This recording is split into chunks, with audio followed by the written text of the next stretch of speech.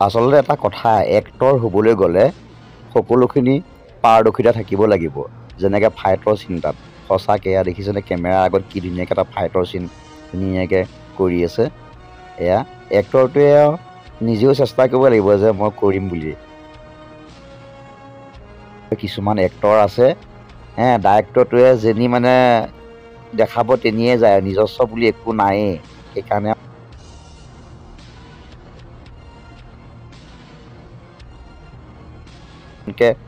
Acting কৰেহে নামি দামী হৈ পৰে, কিন্তু একোৱেই নাজানে এক্টিঙৰ ক্ষেত্ৰত। এয়া চাওকচোন, কেমেৰাৰ সন্মুখত কি ধুনীয়া এটা ফাইটৰ চিন দেখিছেনে কৰি আছে।